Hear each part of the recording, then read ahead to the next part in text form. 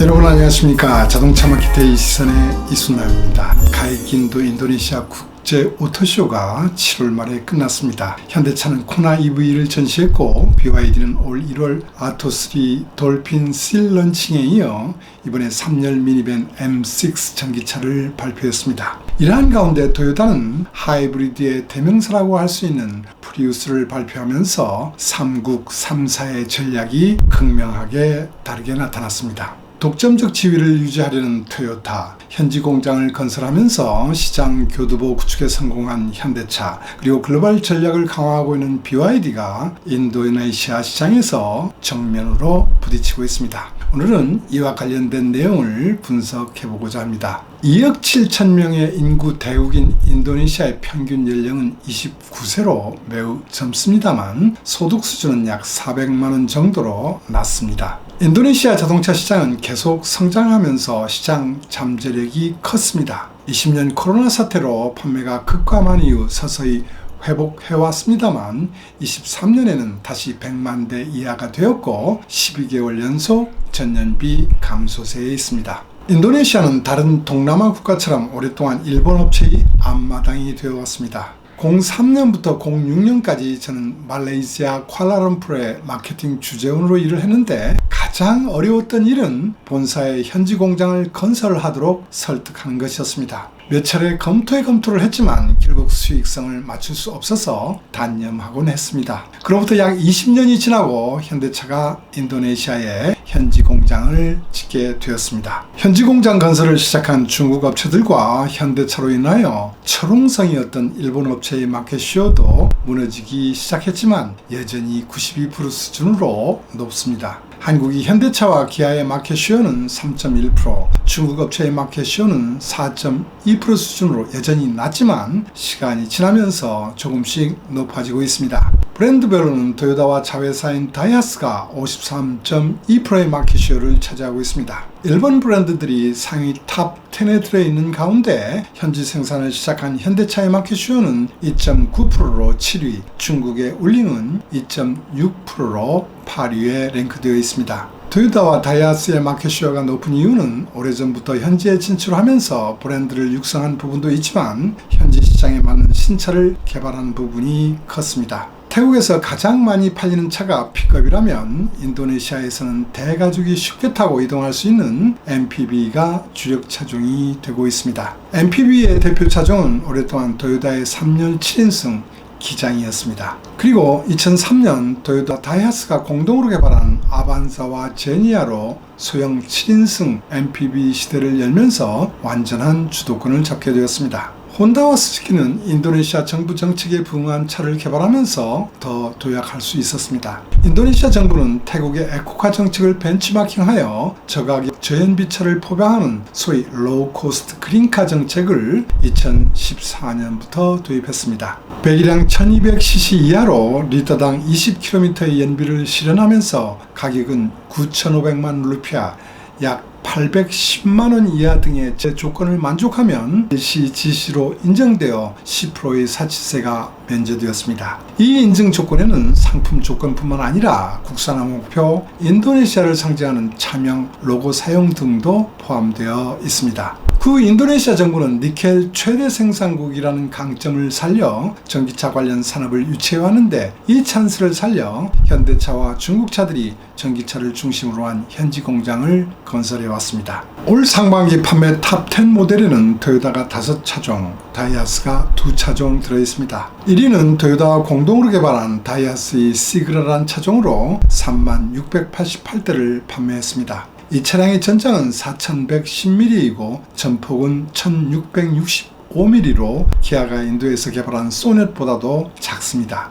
여기에 인도네시아 고객들이 소득 수준과 대가족 구성 특성 니즈에 대응하기 위하여 배기량 1.0L와 1.2L를 탑재하고 7인승을 실현했습니다. 싸게 만들기 위하여 기본 트림에는 에어컨과 완딘 라디오 정도만 장착되어 있습니다. 기아도 소넷이라는 차를 인도 시장용으로 개발할 때 인도네시아 시장을 고려하여 7인승을 검토했습니다만 추가 투자비 문제와 코스트를 고려하여 개발할 수 없었다고 합니다.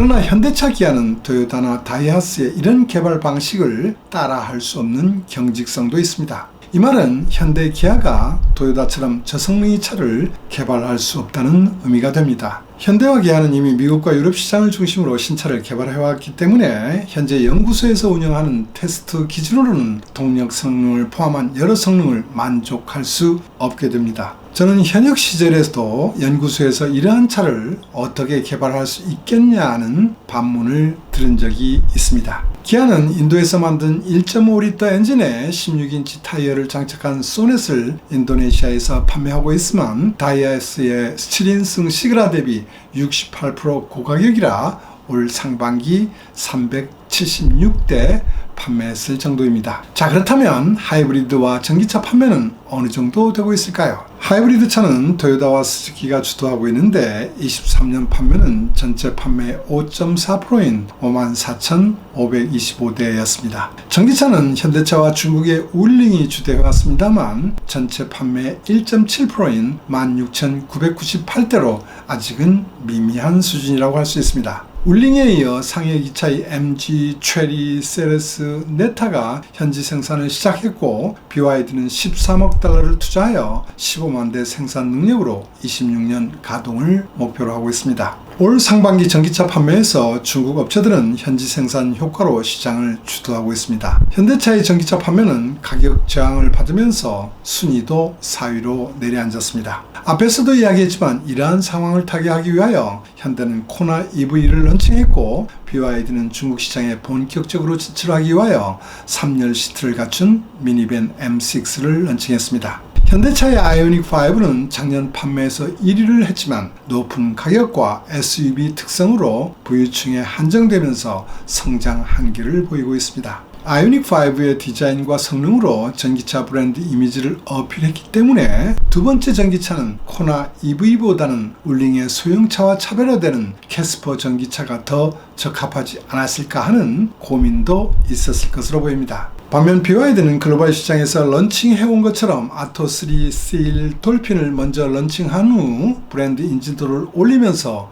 핵심 차종을 투입하는 전략입니다. 인도네시아 시장 니즈 적합화뿐만 아니라 가격 측면에서도 매우 공격적입니다. BYD는 중국에서 이 차를 이미 런칭했지만 처음부터 인도네시아 시장을 의식하여 개발한 모델이라고도 합니다. BYD는 토요타의 주력 차종인 기장 이노바를 정면으로 공격하는 전략입니다. 중국 시장에서 가격을 운영하는 것처럼 인도네시아에서도 토요타의 기장의 가솔린차보다도 싸게 매우 공격적으로 가격 설정을 했습니다. 현대차가 런칭한 코나 EV는 BYD의 아토3는 물론 2급에서 선두를 달리고 있는 체리의 오모다 E5와 경쟁하게 될 것으로 보입니다. BYD는 이번 모터쇼에서 아토3의 가격을 9.7% 인하하면서 태국 시장에 이어 가격을 앞세워 단시간 내에 시장을 주도하려는 전략입니다. 반면 일본 업체들은 토요타처럼 하이브리드에 집중하고 있습니다. 혼다는 미니밴 스텝 웨건이 하이브리드 차를, 닛산은 e파워라는 독자의 시스템을 탑재한 세레나를 공개했습니다. 일본 업체들이 하이브리드를 확대하는 배경에는 인도네시아 정부가 현재 하이브리드 보급을 위한 세제 혜택 도입을 검토하고 있기 때문입니다. 인도네시아 정부는 니켈 최대 생산국이라는 강점을 살려 EV 관련 산업을 유치하기 위해 노력해왔습니다. 그동안 특혜 세제는 EV에 한정되어 일정 현지 조달 비율을 충족하는 차종에 대해서 부가가치세를 11%에서 1%로 낮춰주는 조치를 취해왔습니다. 그러나 경제담당 조정장관은 EV 보급에 시간이 걸리는 상황에서 과도기에는 하이브리드가 틈새를 메우는 역할을 할 수 있다고 말했습니다. 아마도 토요타를 비롯한 일본 업체들의 로비가 작용하지 않았나 생각됩니다. 미국 대선에서 대통령이 누가 되느냐에 따라 전기차 정책이 크게 변할 수 있는 것처럼 인도네시아에서도 정책이 약간 흔들리고 있다고 보입니다. 아세안 시장은 중국에서 고자라는 현대 기아차의 돌파구가 될 수도 있습니다. 미국 유럽 시장처럼 일본 업체와 맞서기 위해서는 가장 기본이 되는 시장 니즈에 맞는 상품 컨셉을 실현하는 차량 개발과 브랜드 이미지 향상 노력이 지속되어야 합니다. 태국 시장은 이미 중국 업체들이 전기차로 어려워졌습니다. 현대차의 인도네시아 공장은 전기차와 함께 크레타와 스타게이저 등을 생산하면서 운영하고 있습니다만 계획 대비 가동률은 떨어지는 편입니다. 기아는 현대차와는 달리 태국의 전기차를 생산하기 위하여 별도의 팀을 구성하고 추진해왔으나 태국 정부와의 조율 실패로 진행하지 못했습니다. 인도네시아 시장에서만큼은 BYD 등 중국 업체들이 주도하기 전에 기아와 함께 반격하는 날이 하루 빨리 오기를 기대해봅니다. 오늘은 여기까지입니다. 시청해주셔서 대단히 감사합니다.